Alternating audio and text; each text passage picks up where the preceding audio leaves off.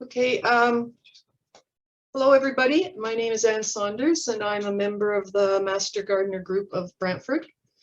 And I've been a Master Gardener for maybe 11 or 12 years now, but I've gardened a lot ever since I owned my own home, which the first house I owned, or I should say was paying a mortgage on, was in 1971. So I've done a fair bit of gardening. Not a lot of vegetable gardening. The property here, we're still in town, but it's a good size urban property. And we've had vegetable gardens here ever since we moved here. All of my beds here have been raised beds. And in the last couple of years, we've had to move a couple of them because things grow and part of them were too shady. But so I have 4 raised beds. None of them are huge, but there are only 2 of us. So well, unless there's some terrible failure of something, we get as much as we need. In the last few years, I've become really interested in native planting, and that led me to companion planting in gardens. I'll just speak a little bit. I won't speak to the slides for this part, it's just the introduction anyway, but I guess I hadn't ever learned a lot about companion planting, but I always heard people say things like, oh, plant onions with whatever, or plant carrots with such and such, they do better. Or and somebody told me just recently that if I planted basil with my tomatoes would taste better. And I thought, I don't know how that would work, but you know, so I started looking, and I discovered that most of the suggestions we had for what to plant with what came from long time folklore, basically, because there was no science behind it. And sometimes things worked and sometimes they didn't. It was all anecdotal. One of the sources for these was often the old Farmer's Almanac that's being published since 1792 or something like that. And there would be huge lists of what to plant with what and what not to plant. You know, these plants like this and these plants don't like that and this kind of thing. But again, it was all anecdotal, and there was no science to back it up. And lately there's been a huge amount of study in going into how plants grow and their properties and so on and so forth, partly because of the agricultural industry and partly just out of interest. We just know so much more about plants than we used to. Things I discovered is that people who are studying this now call it plant partners rather than companion planting, because the idea is that the plants that are together benefit each other. It's not one plant benefits and the other ones are just there. So they're mostly called plant partners.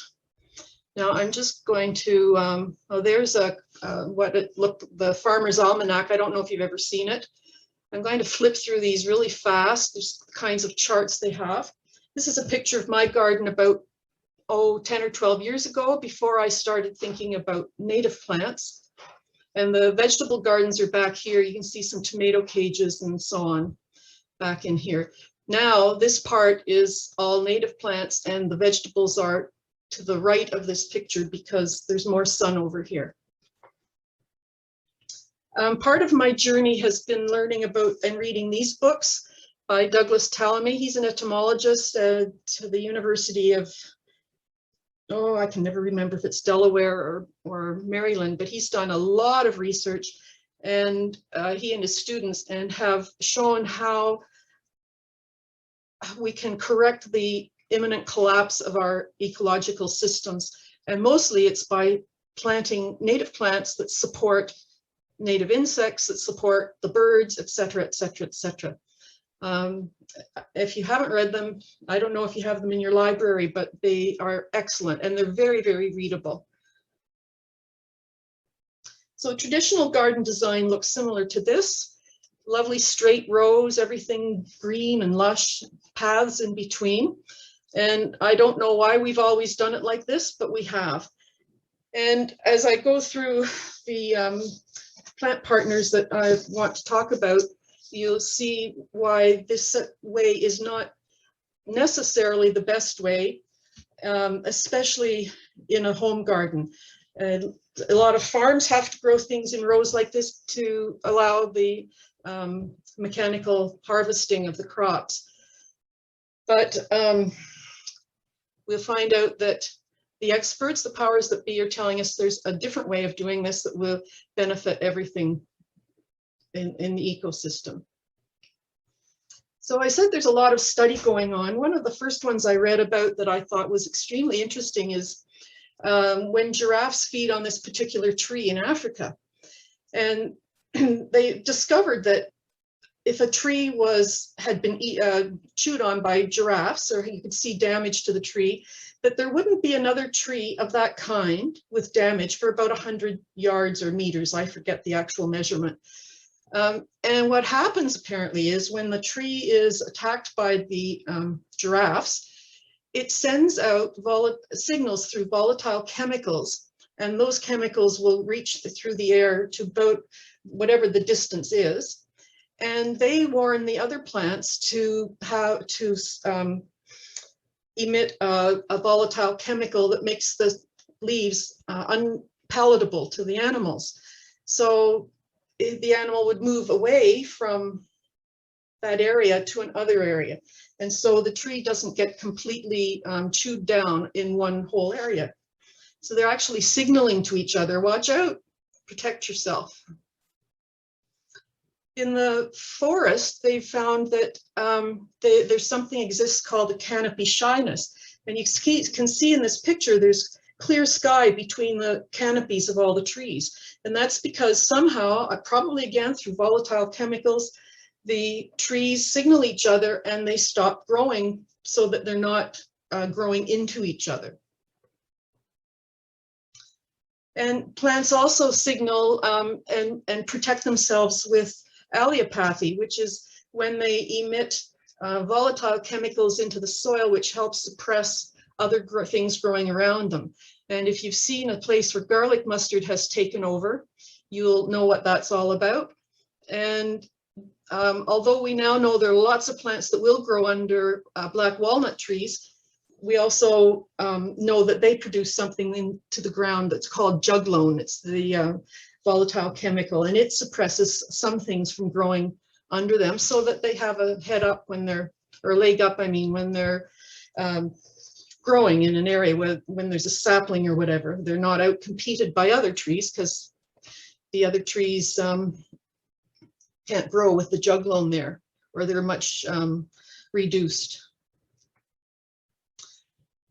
And we know a lot about the fungi that's in the soil now. This is a picture of a plant with the white hairy structure. It looks like roots, but they're actually mycorrhizal fungi. And it's a symbiotic relationship with the plants. The plants produce energy in their roots by photosynthesis. And the fungi use that energy and they grow great distances from the roots and they return nutrients to the plant. This is why a lot of people are recommending no-till gardening, because when we dig into the ground, we destroy those networks.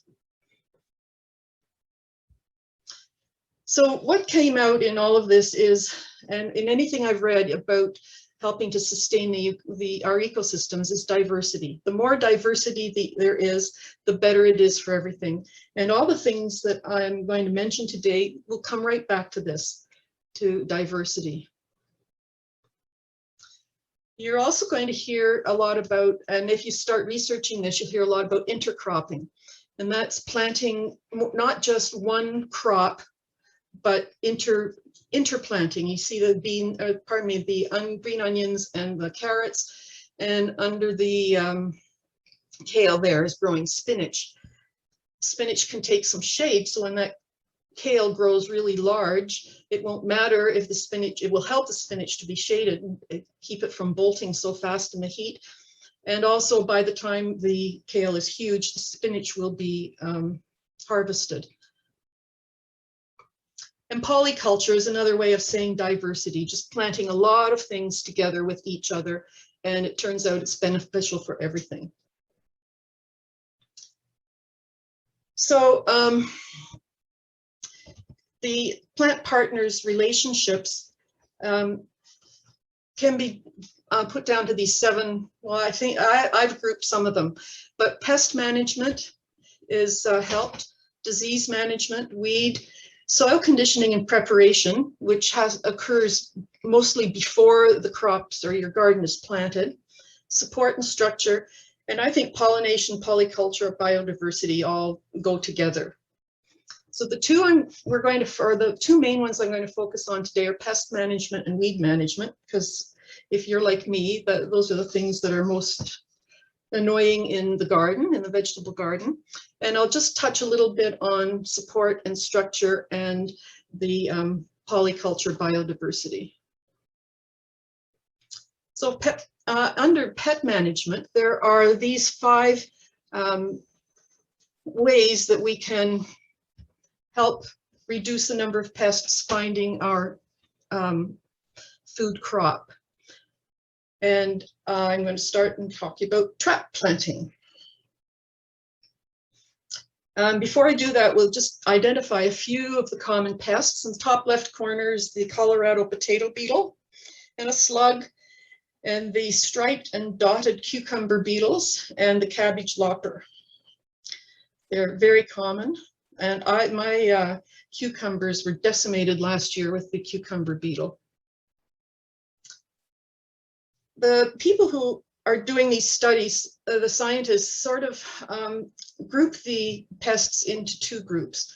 The highly mobile pests are mostly, for the most part, larger, and they fly really well. You see, I think that's a thrip, the black one, the cucumber beetle again, the cabbage butterfly, and I can't read. Oh, a squash bug. That's a squash bug. And I put it on, I found a picture on the finger so you can get an idea. These are all pretty small, but they are highly mobile. Lesser mobile pests are usually smaller. Some of them move from place to place just randomly, often on the wind. And they just sort of find what they need wherever they land, where the more mobile pests actually search out their host plant. So the trap cropping, one of the ways to do it is to have a sacrificial plant. And this is a plant that will readily attract the pest you're trying to deter. For example, the squash beetles are, of all the squashes, they're really most attracted to the Hubbard squash. So if you have a huge amount of space and can plant it away from your garden, then your Hubbard squash, then the cucumber bugs will, or pardon me, the squash bugs and the squash beetles would go to that plant instead of the ones in your garden. You have to be cognizant of how big a crop you have.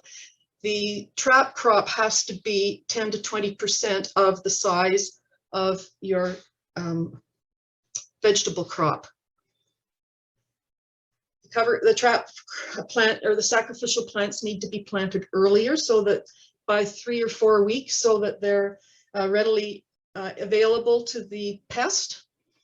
And you have to consider the site.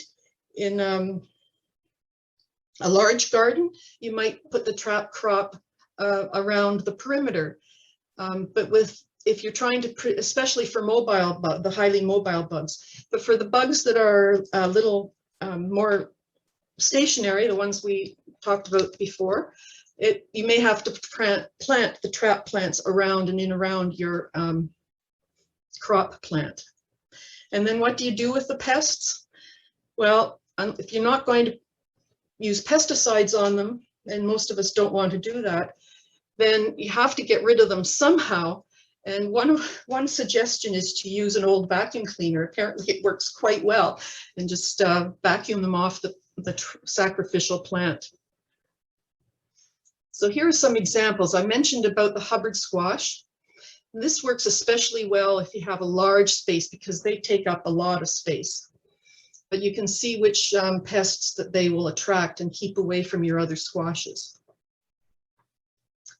Flea beetles can be a real problem, and they love radish leaves. If there are radishes near tomatoes, they'll go to the radishes every time before they bother with the tomatoes. Flea beetles. I can tell you from experience that they absolutely love Chinese cabbage. I had no Chinese cabbage that was edible the year I grew it because the flea beetles absolutely decimated it.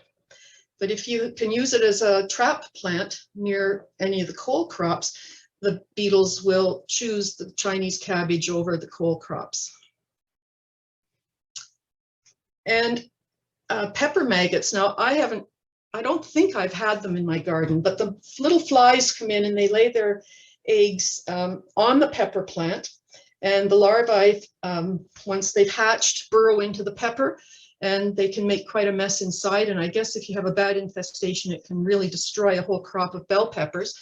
But again, if there are hot cherry peppers nearby, they prefer those, and they'll go to those and leave the bell peppers alone. I think the main thing to remember with using trap cropping is that you have to get rid of the pests that are on your sacrificial plants, because if those plants become overrun, then the insects will go to your crop instead. Next way is masking. And insects are drawn to host plants when there's a concentration of them. So for example, in a farm, if there's a whole field of one thing, that we call that a monoculture, and it's really, really easy for the insects, the pests, to get to it.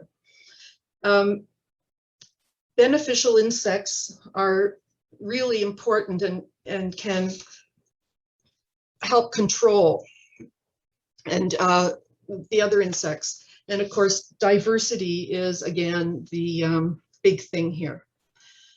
So plants can mask the volatile chemicals from some plants can mask the chemicals that the other plants are putting out. And these, the ones I've pictured here, thyme and sage and mint, and then calendula and marigold, they have very strong volatile chemicals. And they're often stronger than the chemicals that are being emitted by the vegetable crop. So planting these around will help mask the chemicals, which are the signals for the insects to find the plants. So if onions were planted, or any of the allium family were planted near green peppers or bell peppers, again, these volatile chemicals of the alliums are much stronger, and it would help make it difficult, it would mask the scent that's coming from the peppers, so it makes it more difficult for the pests to find them. Same thing is true with aphids that like to feed on collards or other cole crops. I just mentioned with the calendulas, in this picture, they're beautiful, beautiful flowers. I don't know if you're familiar with calendulas, but you can easily grow them from seed, and they seed themselves. Their other name is pot marigold, and the petals are often used for various culinary uses.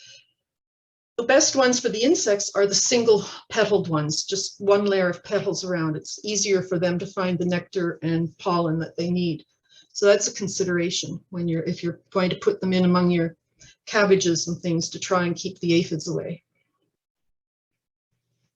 Nasturtiums, volatile chemicals will mask the volatile chemicals from the zucchini and probably other summer squash. I know the studies were done with zucchini, but the scientists think that it probably works with other summer squashes as well.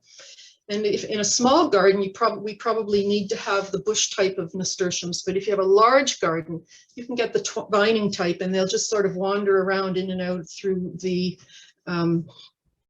zucchini or other squash plants. Thrips will choose basil over tomatoes anytime, and they they're the vector for the tomato spotted wilt virus. So again, you would plant the basil around the tomatoes and mask the tomato plants from the pests, from the thrips. And if you grow potatoes, tansy and or cat mint will mask the volatile chemicals coming from the potatoes. There's a couple of Colorado potato bugs there. I have only grown potatoes once or twice, so I don't have a lot of experience with that. But I understand it can be a major problem. And usually if people grow potatoes, they're growing a lot of them because you want enough to last over the winter. Enough of a crop to last the winter. Flea beetles, as I mentioned, like Chinese cabbage, but onions planted nearby will attract the beetles instead of, or mask the volatile chemicals of the Chinese cabbage. Another way of masking is to prevent or to interfere with the egg-laying behaviors of the pests. Apparently, the pests have to, or scientists have observed them having to land on their host plant a number of times, and the number is specific to the insect, but they have to land on it a number of times before the egg-laying behaviors are initiated. So if you can make it more difficult for them to find the host plant, then the egg-laying behavior is interrupted and there will be fewer pests on the crop. So tall basil growing around tomatoes will make it more difficult for the tomato hornworm. I forget if it's a moth, I think it's a moth, to lay eggs for the hornworm caterpillar.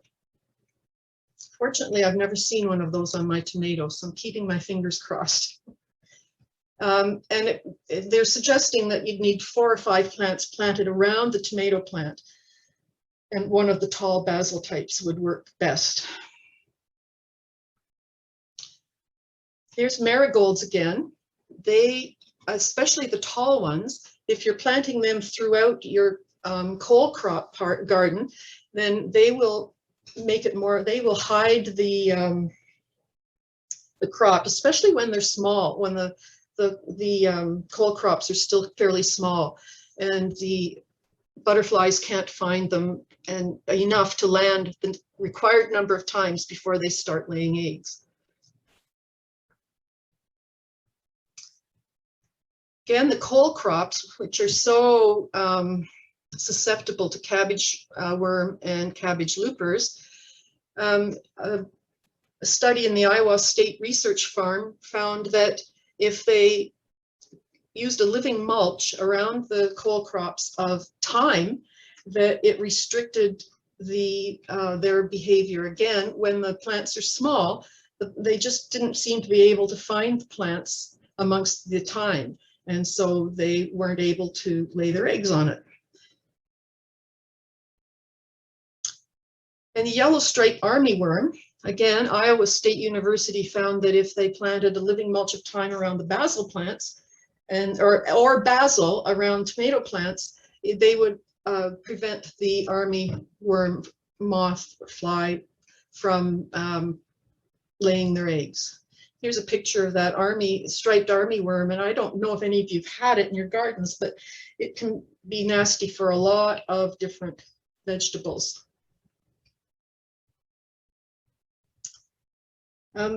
Again, brassica crops are all susceptible to cabbage worms, and these, again, volatile, have highly volatile, highly fragrance volatile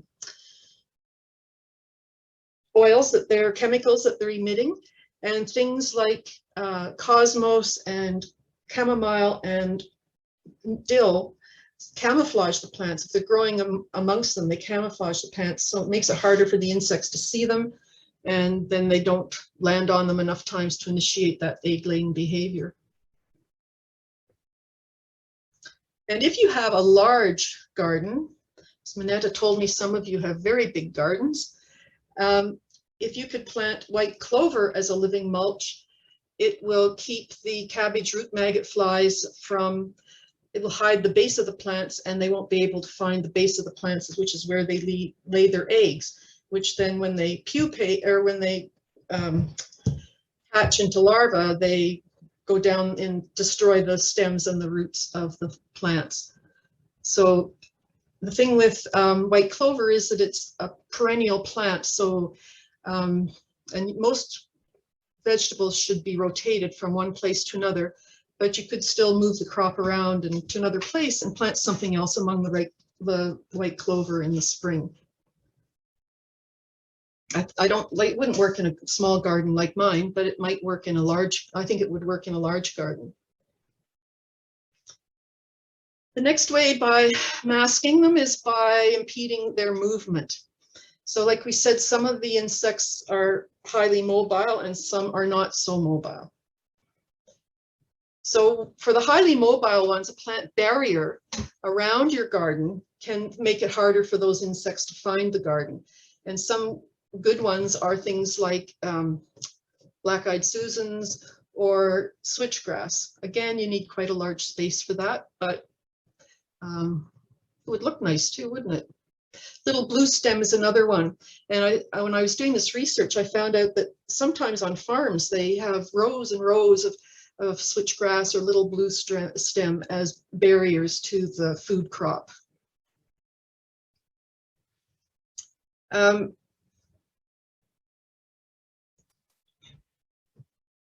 These blueberries and coneflower and yarrow and sunflower, they can also create barriers. They're good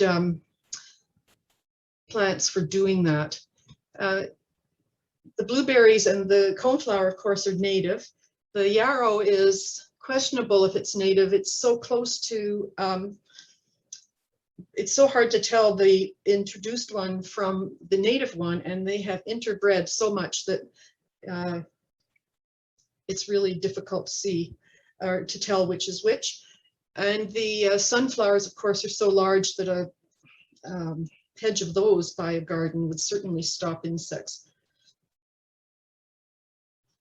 Sweet alyssum or thyme or something like that, grown around the plants, interrupts the egg laying, especially for the insects that lay their eggs in the ground or near the base of the plant. Some of the pests have part of their life cycle in the ground, like flea beetles and thrips. There are probably many others. And so growing things like thyme or alyssum, something that's close to the ground, really interrupts that whole cycle and reduces the pests. Support and structure. You have to have a lot of space for this, and I think some of you do, or I've been told some of you do. Some plants, like corn, have very strong stems. And for centuries, we've known that they've been planted together with squash and beans. And here you can see the beans beginning to grow at the bottom of the corn plant, and squash off to the left.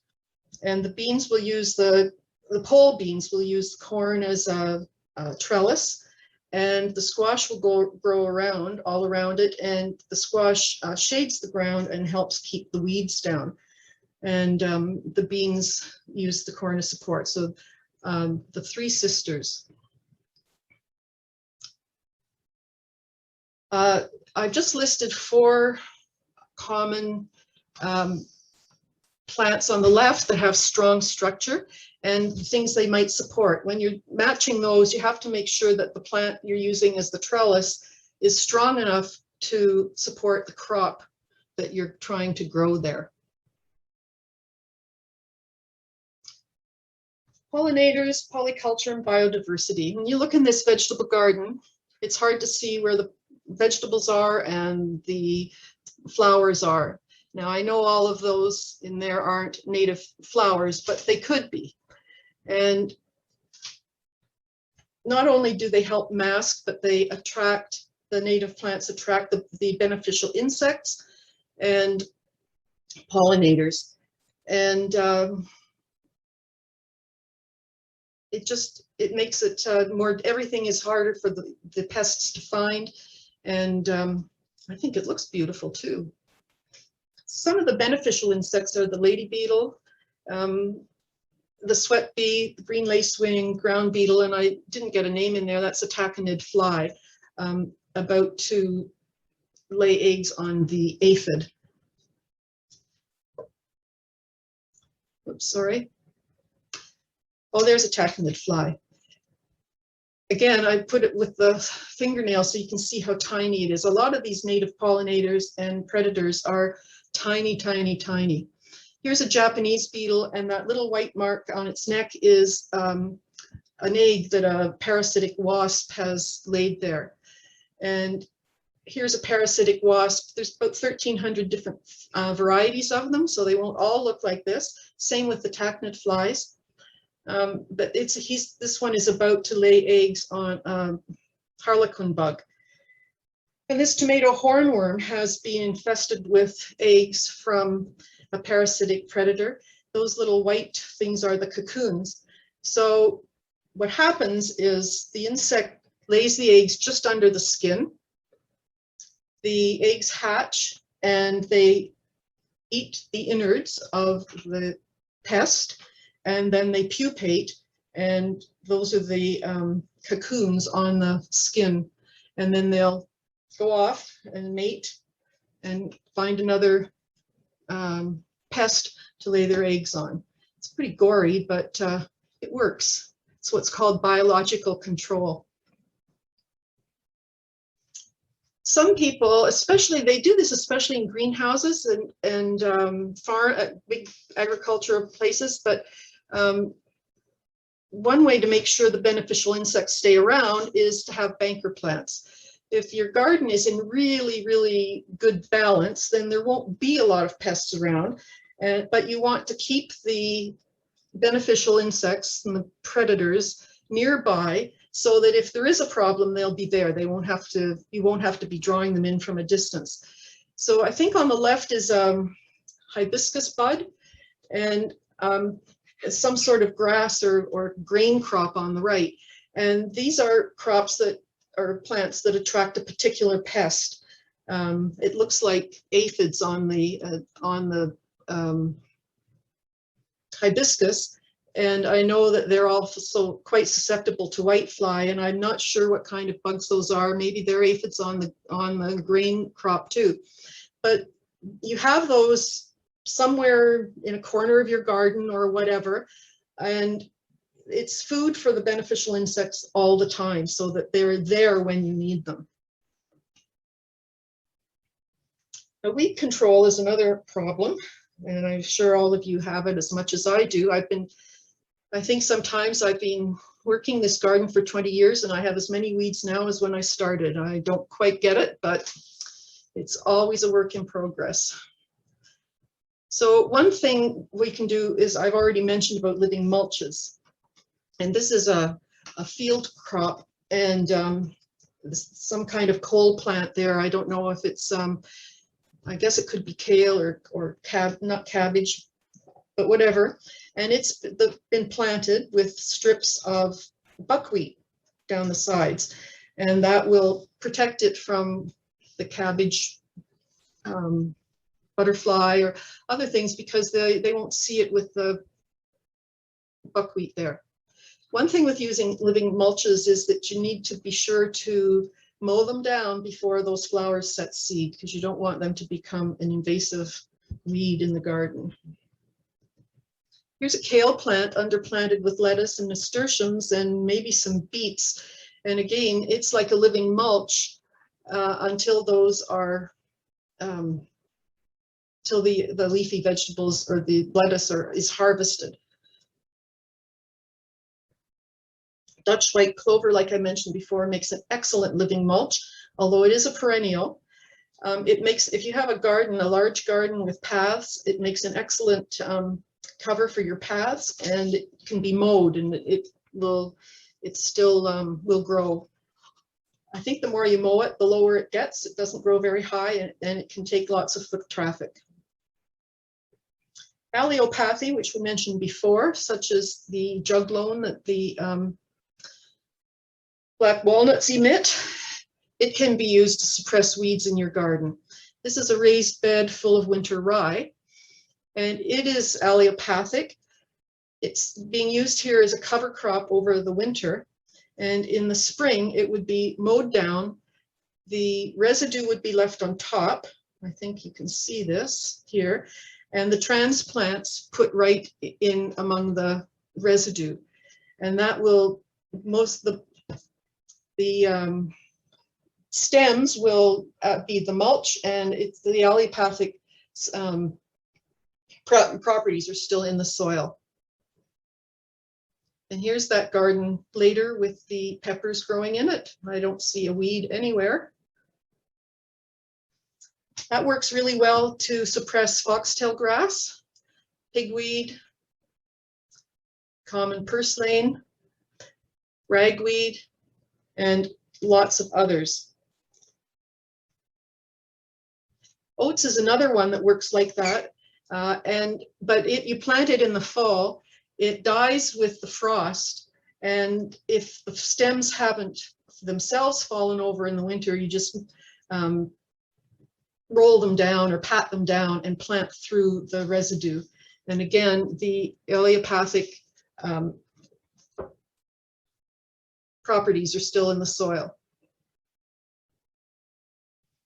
Attracting pollinators, again, we all want pollinators in our gardens, and it goes back to diversity. The more diversity we have, especially with native plants, the more pollinators we'll have. Some of the best ones are Marigolds and Calendula and Canada goldenrod. If you have a pollinator patch near your garden with lots of native plants, you'll have lots and lots of pollinators. Canada goldenrod can be quite aggressive, so I've planted some in a pot and see how that works. Here's a garden with polyculture. You can see the purple basil and Johnny jump ups. The blue flower is borage, an herb that's easily grown from seed, and it, again, seeds itself, and the flowers and the leaves are edible. There's lettuce there and nasturtiums, and to my mind, it's absolutely beautiful. A lot of the research I did was through this book, which is relatively new, and it's very readable. And if you're really interested in trying some of these plant partners, I'd highly recommend you having a read through this, because in a short time, I'm not able to tell you anywhere near the information that Jessica has put in here. Everything in here is science-based. And she's also published this one, which also would be beneficial to a vegetable garden. I found out that even the old Farmer's Almanac, that was formerly based mostly on folklore, is now listing their companion planting with science-based evidence. Niki Jabbour is a Canadian author, and she has lots of remixes in here, or planting things together. She lives in Nova Scotia, I believe. And here's another garden with biodiversity and beauty. And I'm sure there are lots and lots of other insects and beneficial bugs and predator bugs and so on in a garden like that. So that's my presentation.